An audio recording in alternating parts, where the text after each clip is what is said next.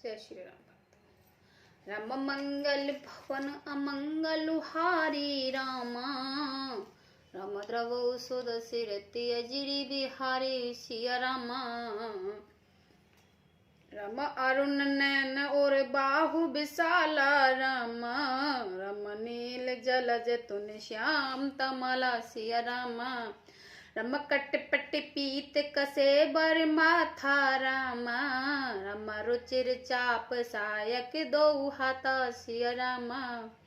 भगवान के लाल नेत्र हैं, चौड़ी छाती है, विशाल भुजाएं हैं, नील कमल और तमाल के वृक्ष की तरह श्याम शरीर है, कमर में पीतंबर है पहने हैं और सुंदर तरकस में कसे हुए हैं।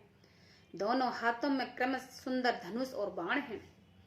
श्याम गौर सुंदर दो भाई, विश्वामित्र महानिधि पाई। प्रभु ब्रह्म देव में ही जाना, मोह नित्य पिता तजौ भगवान। श्याम और गौर वर्ण के दोनों भाई परम सुंदर हैं। विश्वामित्र जी को महान निधि प्राप्त हो गई है। वे सोचने लगे, मैं जान गया कि प्रभु ब्रह्मदेव ब्राह्मणों के भक्त हैं, मेरे लिए भगवान ने अपने पिता को भी छोड़ दिया है। चले जाते मुनि दीन दिखाई, सुनि ताड़ का क्रोध कर धाये। एक बान प्राण हर लीना, दीन जानते ही निज पद दीना। मार्ग में चलते जाते हुए मुनि ने ताड़का को दिखलाया। सब सुनते ही वह क्रोध करके दौड़ी। श्री राम जी ने एक ही बाण से उसके प्राण हर लिए और दीन जानकर उसे निज पद अपना दिव्य स्वरूप दिया।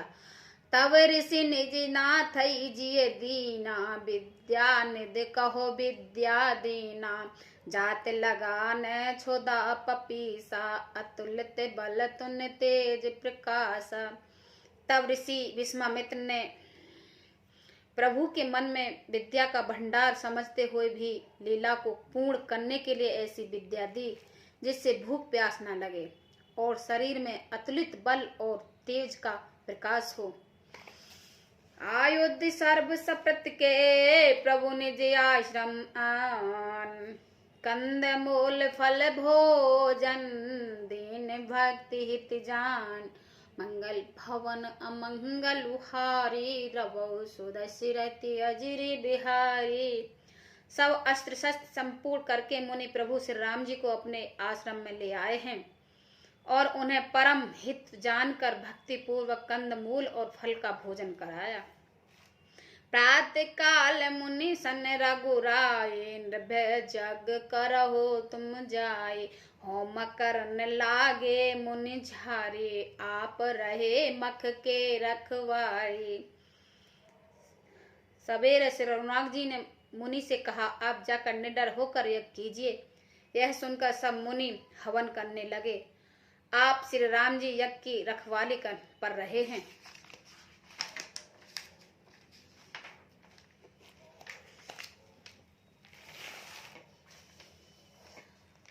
सुन मार्च निश्चर ग्रहोही, ले सायक धावा मुनि द्रोही। बिन फिर बान राम ते मारा, सत जो जन गा सागर पारा। यह समाचार सुनकर मुनियों के शत्रु क्रोध ही राक्षस मारीच और सहायकों को लेकर दौड़ा। श्री राम जी ने बिना फल वाला बाण उसको मारा, जिससे वह 100 योजन के विस्तार वाले समुद्र के पार जा गिरा। पावक सर सुबाहु मुनि पुनि मारा, अनुन निशाचर कटक सिंगारा। मार असुर दुज निर्भयकारी, आस्तुति करई देव मुनि झारी। फिर सुबाहु को अग्नि बाण मारा। इधर छोटे भाई लक्ष्मण जी ने राक्षसों की सेना संहार कर डाला। इस प्रकार से राम जी ने राक्षसों को मारकर ब्राह्मणों को निर्भय कर दिया है। तब सारे देवता और मुनि स्तुति करने लगे। तय पुण्य कुछ दिवस रघुराया, रहे कीन व्रपन पर दाया। भक्त हेत बहु कथा पुराना, कहे वृप जत पी प्रभु जाना। श्री रघुनाथ जी ने वहां कुछ दिन और रहकर ब्राह्मणों पर दया की। भक्ति के कारण ब्राह्मणों ने उन्हें पुराणों की बहुत सी कथाएं कही यद्यपि प्रभु सब जानते थे। तब मुनि सादर कहा सुन जाए, चरित एक प्रभु देख जाए। धनुष जग सुनि रघुकुल नाथा, हरस चले मुनिवर के साथा। तदंतर मुनि ने आदर पूर्वक समझाकर कहा, हे प्रभु चलकर एक चरित्र देखिए। रघुकुल के शिवामी से रामचंद्र जी धनुष यज्ञ की बात सुनकर मुनिश्रेष्ठ विश्वामित्र जी के साथ प्रसन्न होकर चल दिए। आश्रम में एक दीख मग माही, खग मृग जीव जानतु तह नाही। पूछा मुनि शिला प्रभु देखी, सकल कथा मुनि कहा विशेषी। मार्ग में एक आश्रम दिखाई पड़ा, वहां पशु पक्षी कोई भी जीव जंतु नहीं था। पत्थर की एक शिला को देखकर प्रभु ने पूछा, तब मुनि ने विस्तार पूर्वक सब कथा कही। गौतम नार श्राप वश, उपल देह धरि धीर। चरण कमल रज चाहती, कृपा करो रघुवीर। मंगल भवन अमंगल हारी, द्रवौ सुदशिरति अजिर बिहारी। गौतम मुनि की स्त्री अहिल्या साप वश पत्थर की देह धारण किए बड़े धीरज से आपको चरण कमलों की धूलि चाहती है। हे रघुवीर इस पर कृपा कीजिए। पर सत्य पत पावन, शोक न सावन। प्रकट बही तप पुंज सही, देखत रघुनायक जन सुखदायक। सन्मुख होय कर जोर रही, अति प्रेम अधीरा। पुलक शरीरा, भूख न आवन बचन कही। अति सिय बड़ भागी, चरणन लागी। जुगल नैन जल धार वही। श्री राम जी के पवित्र और शोक को नाश करने वाले चरणों का स्पर्श पाते ही सचमुच भय तपोमूर्ति अहिल्या प्रकट हो गई। भक्तों को सुख देने वाले श्री रघुनाथ जी को देखकर वह हाथ जोड़ के सामने खड़ी रह गई। अत्य प्रेम के कारण वह अधीर हो गई।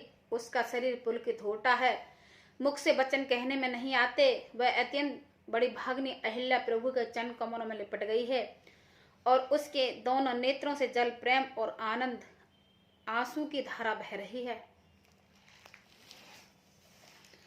धीरज मन कीना, प्रभु कह चीना। रघुपत कृपा भगत पाई, अति निर्मल बानी। स्तुति ठानी, ज्ञान ज्ञम जरुराई।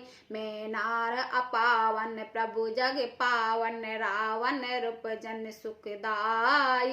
राजीव बिलोचन, भव भय मोचन। पाह पाह शरणन आई। फिर उसने मन में धीरज धरकर प्रभु को पहचाना और श्री रघुनाथ जी की कृपा से भक्ति प्राप्त की। तब अत्यंत निर्मल वाणी से उन्होंने इस प्रकार स्तुति प्रारंभ की। ज्ञानी से जानने योग्य श्री रघुनाथ जी आपकी जय हो, जय हो। मैं सहज ही अपवित्र स्त्री हूँ और हे प्रभु आप जगत को पवित्र करने वाले, भक्तों को सुख देने वाले हैं और रावण के शत्रु हैं। हे कमल नयन, हे संसार जन्म मृत्यु के भय से छुड़ाने वाले, मैं आपकी शरण में आई हूँ, मेरी रक्षा कीजिए, रक्षा कीजिए। मुनि श्राप जो दीना, अति भल कीना। परम अनुरोग में माना। देखो भरि लोचन, हरि भव मोचन। इहा लाभ सकल जान।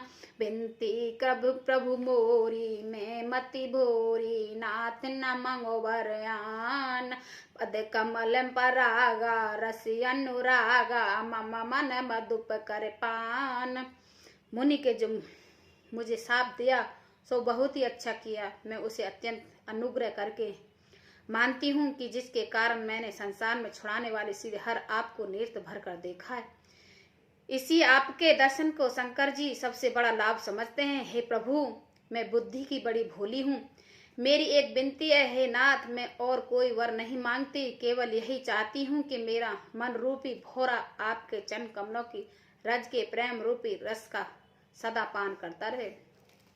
जे पद सुर रीता परम पुनीता प्रकट भये सब शीस धरा सोई पद पंकज जे पूजत अज मम सिर धरो कृपाल हारी एहि भति सित धारे गौतम नारे बार बार हर चरण परि जो अति मन भावा सो बर पावा गए पति लोक अनंता।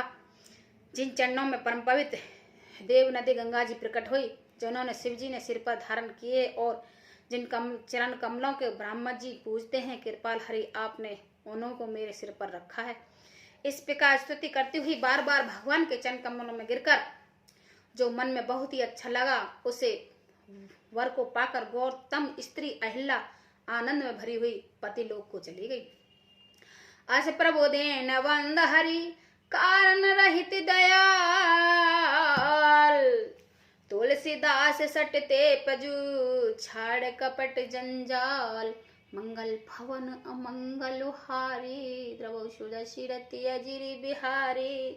प्रभु श्री राम जी ऐसे दीन बंधु और बिना ही कारण दया करने वाले हैं। तुलसीदास जी कहते हैं, हे सठ मन तू कपट जंजाल छोड़कर उन्हीं का भजन कर। जय श्री राम भक्तों।